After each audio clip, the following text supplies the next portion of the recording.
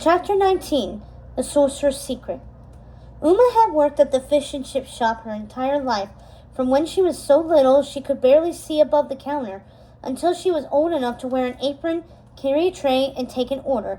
She recognized most of the regulars, and when new customers walked in, Uma always paid attention. So when the sorcerer's intern entered on Gil's arm, Uma spotted her right away. She and Harry were whispering by the counter when they arrived. Uma nodded to Gil, who waved back and signaled for Uma to come over. She shook her head. She wanted Gil to talk to Sophie for a little bit, soften her up before Uma went in for the kill.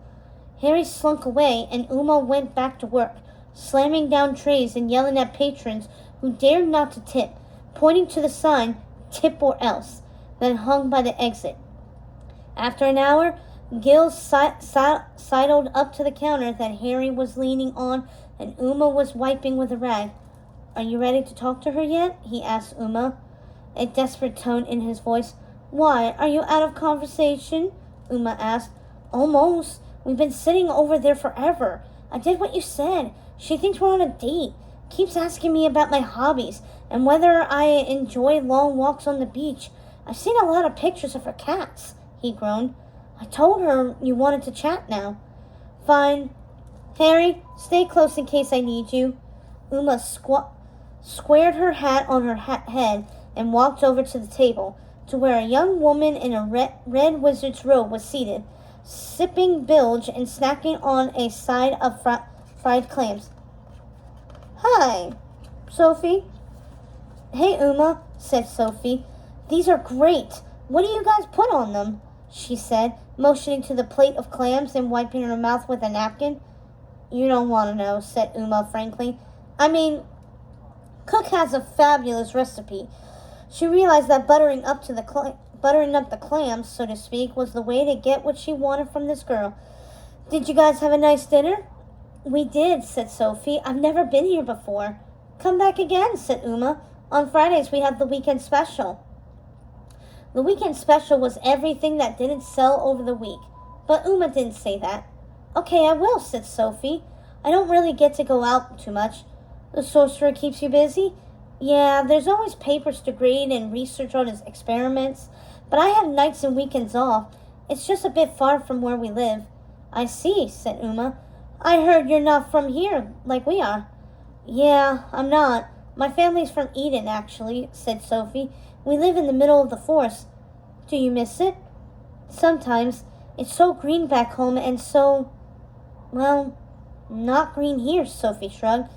"You don't have to say," said Uma. "We know what the Isle is like." She whistled to a server. "Bring us 2 pints of the best swill." Oh, wow," said Sophie. "My pleasure," said Uma. "Gil is handsome, isn't he?" Sophie's eyes flicked to Gil, who raised his bilged glass to her with a goofy smile. "Yeah, I guess if you like brawny." "Who doesn't?" said Uma. Sophie giggled self-consciously. "Belle, I guess. Although she married Reese." Uma decided it was time to get down to business. "Anyway, you have a second?" Sophie nodded and put away her napkin. "Gil said you had something magical for me," she said in a professional tone. "He did?" Uma was confused for a moment, until she remembered it had been her idea to tell Sophie that she had something for her. "Oh, right, I do." "You really have it?" Sophie asked, her neck tensing at the question. Whatever it was that she thought Uma had, it was clear it was incredibly important to her. Like Gil, Uma decided the best answer was a definitive. "Yes, I have it." "Oh, thank wizards," said Sophie, smiling in relief. "I've been looking for it everywhere. Where'd you find it?" "Around," said Uma vaguely. "I mean, I can't believe the shop gave me a witch's hat back." Sophie grumbled. "Right. I just look it there because the brim was fraying," said Sophie. "I should have just fixed it myself. I'm sure they sold the sorcerer's hat to someone else." "The hat! You're looking for the sorcerer's hat," said Uma. Sophie was suddenly not as friendly. She frowned. "Yeah, and you said you had it." "Pointy blue one?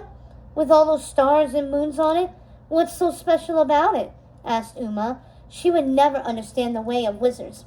Nothing, said Sophie abruptly. Nothing? Said Uma suspiciously. The professor doesn't like to be without it, Sophie finally admitted. He's a little sensitive about his bald spot. Uma raised an eyebrow.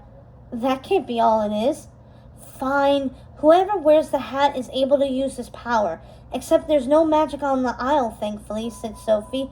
But I still need to get it back. So out with it. Do you have it or not? Uma slammed her palm on the table. Of course I have it. And it can be yours if... What do you mean if? Asked Sophie. If you give me something in return, said Uma with a wicked smile. Can't get something for nothing, you know. Ursula's rule. And you're on our turf now.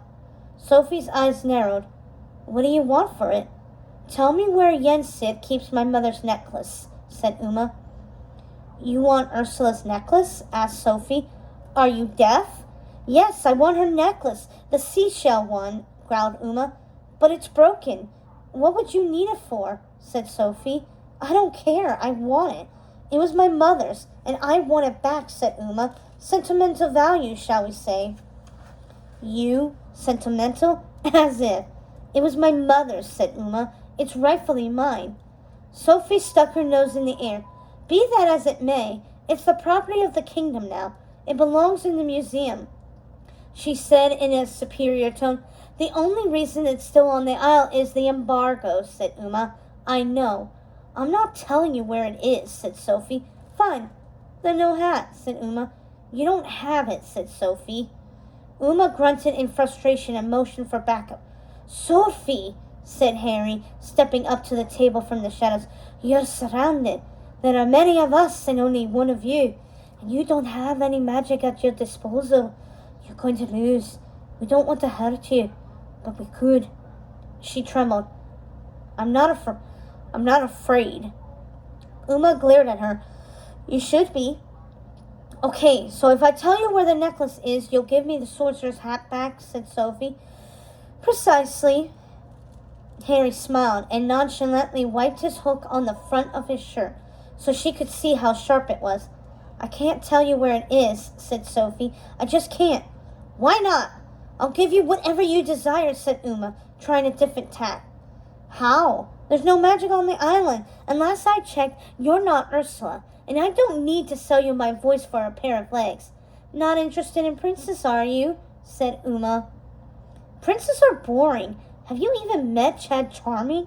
That's all you need to know, said Sophie. There are other things a girl might want. I don't need magic to help you, said Uma. Tell me, there's got to be something you need that you can't have. A way out of your internship? A better apartment down at the Knob? Maybe even another date with Gil? Pirates over princess every time, am I right? Sophie shook her head. Uma and Harry exchanged a look and left the table. Uma ostensibly to serve other customers.